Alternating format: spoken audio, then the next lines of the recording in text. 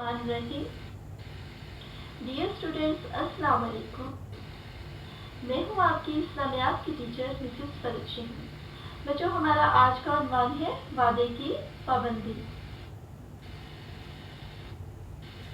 इससे कबल कि हम वादे की पाबंदी को तफसीलन पढ़ें, सबसे पहले हम इखलाक व आदाब को देखते हैं, जो कि बाब चहारम है कि इखलाक व आदाब से क्या मुराद है। इखलाक खुल्क की जमा है, जिसके मानी पुख्ता आदत, तबीयत और फितरत की है।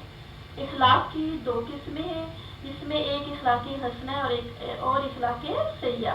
जी बच्चों, अच्छी आदत और औसाफ जिनको इंसान हमेशा अच्छी निगाह से देखता है, इखलाक हसना कहलाते हैं, जबकि बुरी आदत जिन्हें इंसान फितरतन हमेशा नापसंदीदगी की निगाह से देखता है, उसे इखलाक सैया कहते हैं। अब हम आते हैं आदाब की जानिब। आदाब अदब की जमा है, जिसके मानी रख रखाव और हर काम सलीके के साथ करने के हैं। इसलिए ये कहा जा सकता है कि अच्छे औसाफ को अपनाना इखलाक है, और इन औसाफ को खूबसूरत और दिल नशीन अंदाज और सलीका से पेश करना आदाब है। मसलन दरगुजर करना यानी किसी को माफ़ कर देना इखलाक हसना है, और उफ़ू और दरगुजर इख्तियार करते हुए अच्छे अंदाज और तरीकों को अपनाना आदाब है। इसी तरह रसूलुल्लाह सल्लल्लाहु अलैहि वसल्लम ने फरमाया कि मुझे इखलाक हसना की तकमील के लिए भेजा गया है। जी बच्चों, ये तो था इखलाक व आदाब का तारुफ, जो कि बाब चहारम था। इसी में से अब इसका पहला उन्वान है वादे की पाबंदी। अब हम आते हैं वादे की पाबंदी को देखते हैं किससे क्या मुराद है। वादे की पाबंदी से मुराद वादा पूरा करना और जिम्मेदारी को निभाना है। वादे की पाबंदी से आम तौर पर यह समझा जाता है कि हम एक दूसरे से जो वादे करते हैं हमें उन्हें पूरा करना है। यकीनन ऐसे वादों की पाबंदी बहुत ज़रूरी है, लेकिन इस्लाम के मुताबिक इस्लाम में वादे का मफ़हूम सिर्फ यही नहीं, बल्कि इससे मुराद वो तमाम वादे भी हैं जो हमने अल्लाह ताला और उसके रसूल सल्लल्लाहु अलैहि वसल्लम के साथ किए हैं। एहकाम की पैरवी के लिए कलमा तैयबा ला इलाहा इल्लल्लाह मुहम्मदुर रसूलुल्लाह पढ़कर हम अल्लाह ताला और उसके रसूल सल्लल्लाहु अलैहि वसल्लम के एहकाम की तामील करने का अहद करते हैं। इस अहद के बाद ये हम पे लाजिम हो जाता है कि ज़िंदगी के हर मामले में अल्लाह ताला और उसके रसूल सल्लल्लाहु अलैहि वसल्लम के एहकाम की पूरी पाबंदी करें। जी बेटा, अब हम देखते हैं वादे की पाबंदी कुरान मजीद की रोशनी में। सबसे पहले हम वादे की अहमियत देखते हैं कि कुरान इस बारे में क्या कहता है। अल्लाह ताला ने कुरान मजीद में वादे की पाबंदी का कई जगह हुक्म देकर इसकी अहमियत को बयान किया है। इरशाद बारी ताला है, अल्लाह ताला ने अपने बारे में फरमाया कि यकीनन अल्लाह ताला वादा खिलाफी नहीं करता। अल्लाह ताला सबसे बढ़कर वादा पूरा करने वाला है। इसके अलावा वादे की पाबंदी का जो हुक्म है वो अल्लाह ताला ने दीगर अंबिया अलैहिस्सलाम की उम्मतों को भी दिया था। मसलन बनी इसराइल से कहा कि तुम मेरा वादा पूरा करो, मैं तुम्हारा वादा पूरा करूँगा। इसी तरह हुजूर अकरम सल्लल्लाहु अलैहि वसल्लम की उम्मत को भी हुक्म दिया, जो वादे तुम करते हो उन्हें पूरा किया करो।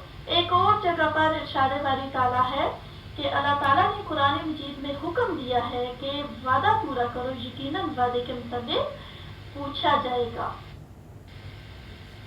जी बच्चों, अब हम देखते हैं वादे की पाबंदी सीरत तैयबा की रोशनी में कि नबी पाक सल्लल्लाहु अलैहि वसल्लम की ज़िंदगी में वादे की क्या अहमियत थी। सबसे पहले हम देखते हैं दुश्मनों की गवाही।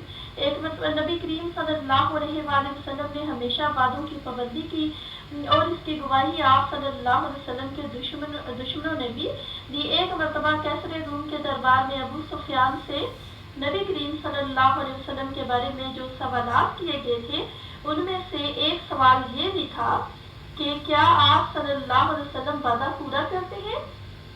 उसके जवाब में अबू सुफियान ने कहा कि आप सल्लल्लाहु अलैहि वसल्लम ने कभी वादा खिलाफी नहीं की।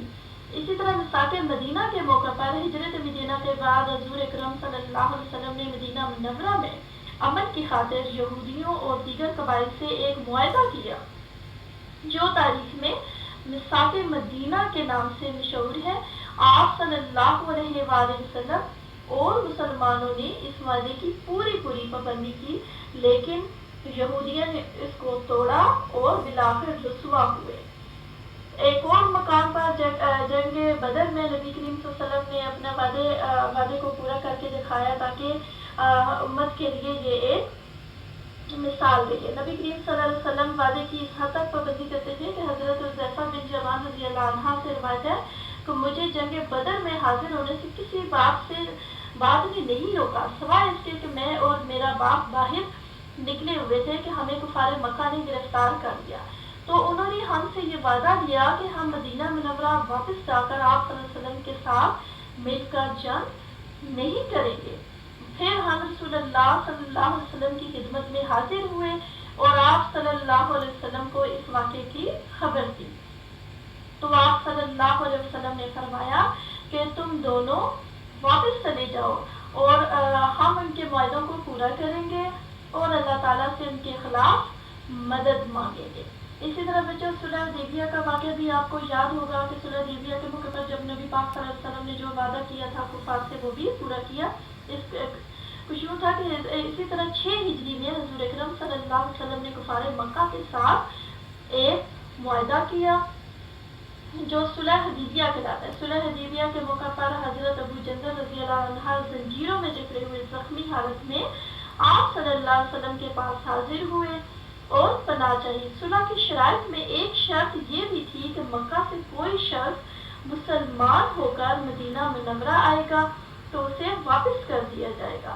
حضرت ابو جندل رضی اللہ تعالیٰ عنہ کو اس عہد کی پاسداری میں نبی کریم صلی اللہ علیہ وسلم نے واپس کر دیا، کیونکہ حضور اکرم صلی اللہ علیہ وسلم نے نہ خود اس معاہدے کی خلاف ورزی کی اور نہ ہی مسلمانوں کو کرنے دی۔ اسی طرح نبی کریم صلی اللہ علیہ وآلہ وسلم کا ارشاد ہے کہ جسے وعدے کا پاس نہیں اس میں دین نہیں۔ یہ بچوں اب ہم دیکھتے ہیں وعدے کے فوائد کیا ہیں کہ اگر ہم اپنے وعدوں کا خیال رکھتے ہیں، اس کا پاس رکھتے ہیں، اس کو وعدوں کو پورا کرتے ہیں تو اس کے بہت سارے ہمیں فوائد بھی حاصل ہوتے ہیں۔ سب سے پہلے ہے انفرادی اور اجتماعی فوائد۔ وعدہ پورا کرنے سے انفرادی اور اجتماعی دونوں فوائد حاصل ہوتے ہیں۔ معاشرتی بہتری پیدا ہوتی ہے، یعنی معاشرے میں بہت بہتری پیدا ہوتی ہے، لوگوں کا ایک دوسرے پر اعتماد بڑھتا ہے، معاشرے میں بھروسے اور ایمانداری کی فضا قائم ہوتی ہے۔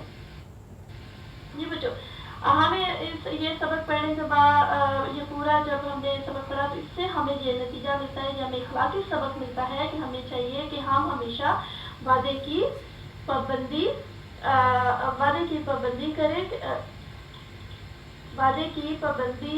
ہمیشہ وعدے کی پابندی کریں، کیونکہ اکثر اوقات ہم ایک دوسرے سے وعدے کرتے ہیں، مثلا کسی جگہ پہنچنے کا وعدہ، کسی خاص وقت پر کام کرنے کا وعدہ، کسی کی مدد کرنے کا وعدہ، کسی سے ملاقات کا وعدہ اور کسی مجلس میں شرکت کرنے کا وعدہ۔ تو ہمیں چاہیے کہ ہم جب بھی کسی سے کوئی وعدہ کریں تو اس سے ضرور پورا کریں اور کوشش ہونی چاہیے کہ ہمارے وعدوں کی خلاف ورزی نہ ہو۔ جی بچوں یہ تو تھا ہمارا آج کا موضوع وعدے کی پابندی جو اپنے اختتام کو پہنچا۔ انشاءاللہ پھر ایک نئے عنوان اور موضوع کے تحت آپ سے بات ہوگی، جب تک اللہ حافظ۔